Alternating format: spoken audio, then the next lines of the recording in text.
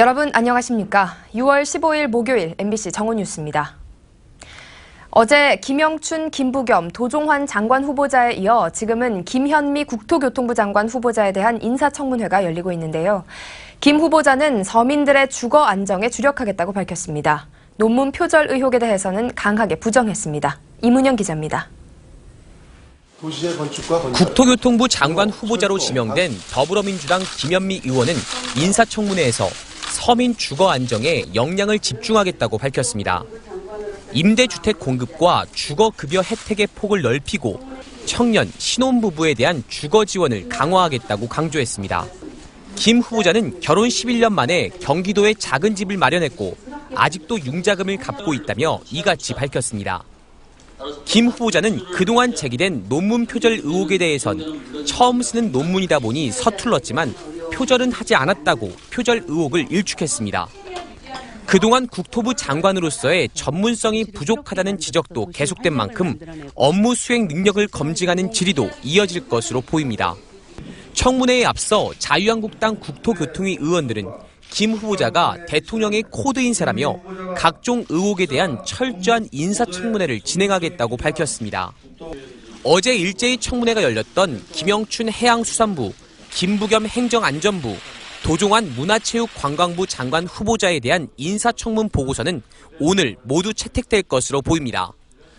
우선 김영춘 장관 후보자의 인사청문 보고서는 채택됐고 김부겸 후보자에 대한 보고서 채택도 오후에 국회 안전행정위 전체회의를 통해 이뤄질 것으로 보입니다.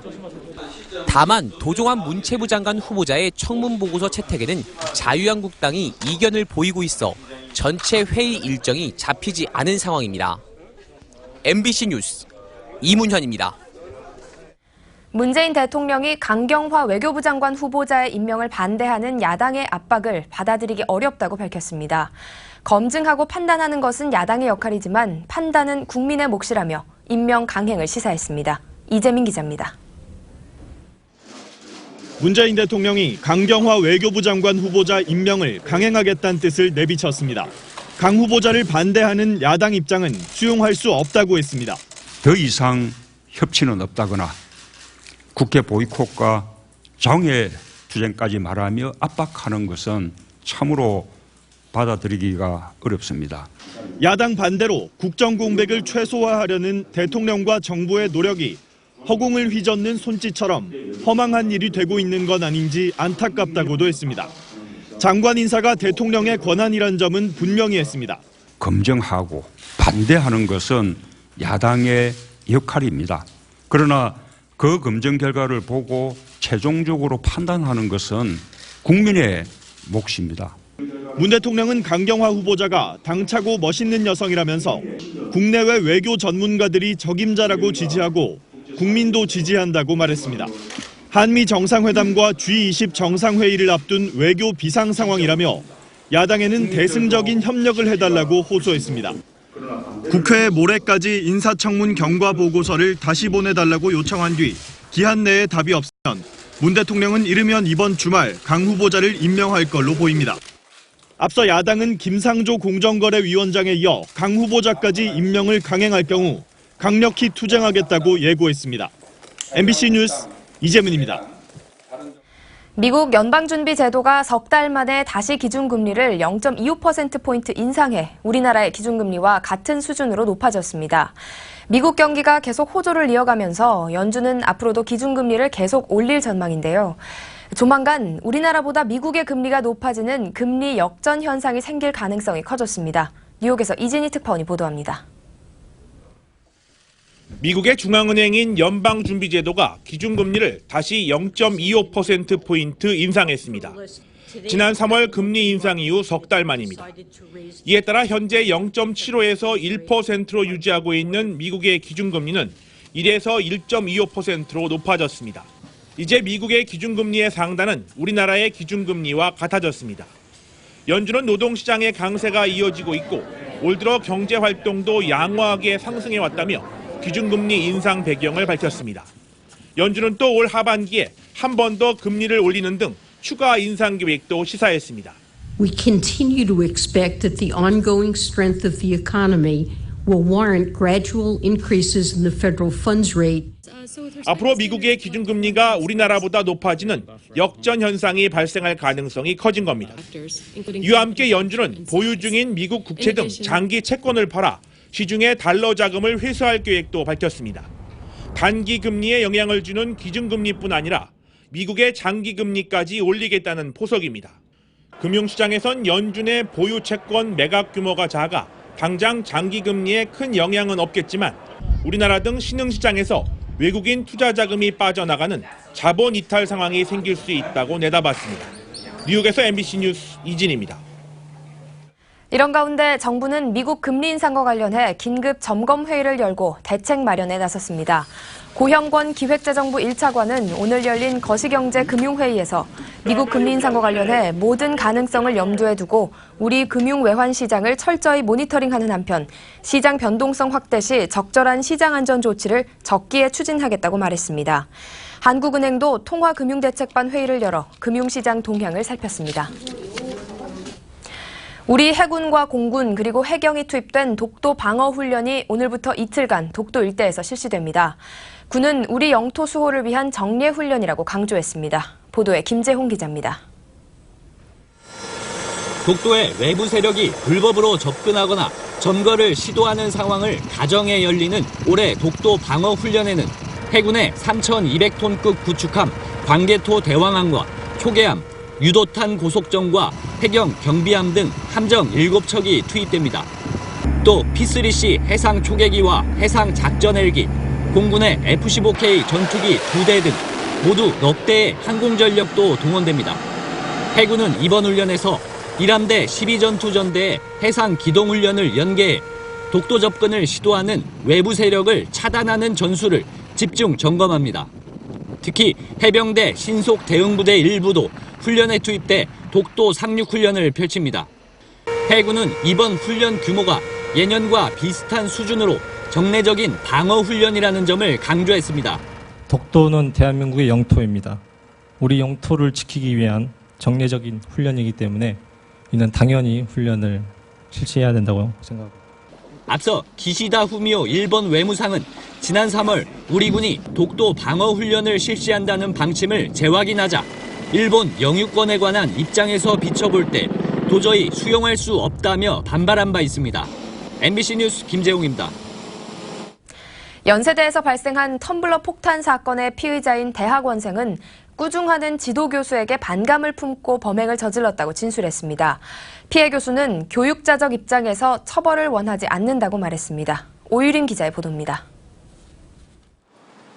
폭발물 사용 혐의로 구속영장이 청구된 연세대 공대 대학원생 25살 김모 씨가 영장 실질 심사를 받기 위해 경찰서를 나섰습니다. 제 심경이 어떠십니까? 왜 그러셨어요? 모자를 눌러 쓴 김 씨는 고개를 숙인 채 아무 대답도 하지 않고 차에 올라탔습니다. 사건을 수사 중인 서울 서대문 경찰서는 김 씨의 범행이 논문 지도 과정에서 의견 충돌 등이 있을 때 심하게 질책하던 교수에 대한 반감 때문이었다고 밝혔습니다.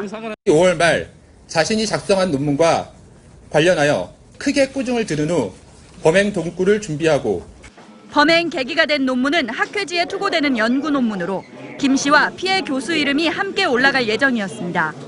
경찰은 또 김 씨가 러시아 상트페테부르크 지하철 폭탄 테러 사건을 보고 범행 수법을 떠올린 것으로 드러났다고 밝혔습니다. 경찰 조사에서 김 씨는 교수를 살해할 생각은 없었고 상해를 입힐 목적으로 폭탄을 제조했다고 진술한 것으로 알려졌습니다. 현재 입원 치료 중인 피해 교수는 이견이 있어 교육적 의도로 대화한 것이라며 교육자적 입장에서 처벌을 원치 않는다고 말했습니다. 김 씨의 구속 여부는 이르면 오늘 결정될 예정입니다.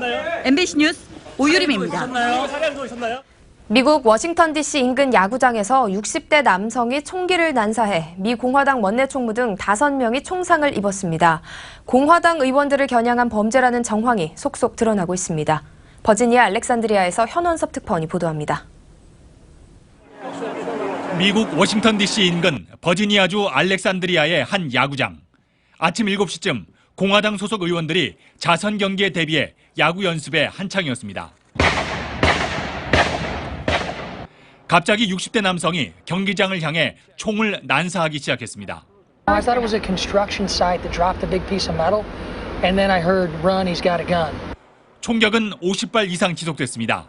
스티브 스컬리스 공화당 하원 원내총무 등 5명이 총상을 입었고 스컬리스는 수술 후 중태에 빠졌습니다. 총격범 66살 제임스 호치키스는 경찰의 총에 맞고 병원으로 옮겨진 뒤 숨졌습니다. 총격 이후 야구장 주변 도로들은 모두 이렇게 폐쇄됐고 주변 학교들도 문을 닫았습니다. 총격범은 야구 연습 중이던 사람들이 공화당 의원들인 것을 확인한 후 총을 난사한 것으로 드러났습니다. 총격범의 페이스북에선 트럼프 대통령은 반역자이자 민주주의를 파괴했다며 트럼프와 일당을 파괴해야 할 때라는 글이 발견됐습니다. 트럼프는 비극적 사건에 슬픔을 느낀다면서 단합을 강조했습니다. We are strongest when we are unified and when we work together for the common good. 버니 샌더스 상원 의원은 총격범이 지난 대선 당시 자신의 캠프 자원봉사자였음이 확인되자 어떤 폭력도 용납할 수 없다고 강하게 비난했습니다. 버지니아 알렉산드리아에서 MBC 뉴스 현원섭입니다. 지난 2014년 6.4 지방선거 당시 지상파 3사의 출구조사 결과를 무단으로 사용한 JTBC에 대해 대법원이 6억 원을 배상하라고 판결했습니다. 자료를 무단으로 사용한 실무진에 대한 선고는 다음 주에 내려집니다. 김수근 기자입니다. 지난 2014년 지방선거 당시 지상파 3사의 출구조사 결과를 무단으로 보도한 JTBC에게 6억 원을 배상하라고 한 원심이 확정됐습니다. 대법원은 MBC 등 지상파 3사가 JTBC를 상대로 낸 손해배상 청구 소송에서 JTBC가 3사에 2억 원씩 배상하라고 판결했습니다. JTBC는 지난 2014년 6.4 지방선거 당시 개표방송 시작 시각인 오후 6시보다 30분가량 일찍 지상파의 출구조사 결과를 입수했습니다. 6시 정각의 자체 예측 결과를 보도한 JTBC는 6시 49초부터는 지상파 출구조사라는 제목으로 입수한 자료를 방송했습니다. 일부 지역 출구조사 결과 발표는 지상파 방송사보다 더 빨랐습니다. 이에 3사는 JTBC를 형사고소하고 출구조사 비용 24억 원의 배상을 요구하는 민사소송을 냈습니다. 1심 재판부는 JTBC가 공정한 경쟁 질서에 반하는 행위를 했다며 12억 원을 배상하라고 판결했고 2심은 계약을 맺었을 경우 이용 대가로 6억 6천만 원 정도를 지출했을 것으로 보인다며 배상액을 6억 원으로 낮췄습니다. 출구조사 자료를 무단으로 사용한 부정경쟁방지법 위반 혐의로 기소된 실무진들에 대한 1심 선고는 다음 주 내려집니다. MBC 뉴스 김수근입니다. 계속해서 이 시각 증권 시황 전해드립니다. 네, 삼성증권입니다. 오늘 코스피는 미국의 기준금리 인상 여파로 투자 심리가 약화된 가운데 기관이 매도 물량을 쏟아내며 하락세를 보이고 있습니다. 이 시각 현재 코스피는 어제보다 15.26포인트 하락한 2357.38포인트를, 코스닥 지수는 3.33포인트 하락한 668.26포인트를 기록하고 있습니다. 투자 주체별 매매 동향을 보면 거래소 시장에서는 기관이 매도에 나서고 있습니다. 지난밤 뉴욕 증시는 페드가 기준금리 인상을 결정한 가운데 혼조세를 보이며 장을 마쳤습니다. 시가총액 상위 종목에서는 SK이노베이션과 롯데쇼핑이 2% 넘게 밀리고 있고 S-오일과 우리은행도 하락 흐름을 이어가고 있습니다. 반면 한샘과 LG디스플레이는 상승세를 나타내는 가운데 업종별로는 대부분 내리고 있고 금융, 의약품, 증권업이 1% 넘는 하락폭을 기록하고 있습니다. 이 시각 현재 중국 증시는 오름세고 일본 증시는 하락하고 있습니다. 지금까지 삼성증권이었습니다. 엷은 안개 사이로 볕이 뜨겁게 내리쬐고 있습니다. 오후 내내 불볕더위가 기승을 부리겠는데요. 어제보다 2, 3도씩 기온이 올라서 경남 밀양은 폭염 수준인 33도까지 치솟겠고요. 청주 31도, 서울도 29도까지 올라 한여름을 방불케 하겠습니다. 또 아침 시간보다는 안개가 옅어졌는데요. 밤사이 다시 바다 안개가 유입이 되면서 가시거리가 짧아지겠습니다. 공기도 약간은 탁해질 테니까요. 아무래도 밤 시간대에 운동하는 건 삼가시는 게 좋겠습니다. 지금 위성 영상 보시면 하늘에 구름이 거의 없고요. 엷은 안개만 끼어 있습니다. 낮 동안 남동진에는 고기압 영향으로 전국이 대체로 맑겠지만 이 동풍이 불어오는 동해안 지역은 빗방울이 떨어질 수 있겠습니다. 한낮 기온 어제보다 올라서 서울 29도, 광주 30도, 대구는 32도까지 높아지겠습니다. 내일은 내륙 일부에 소나기 가능성이 있고요. 주말 내내 땡볕더위가 이어지겠습니다.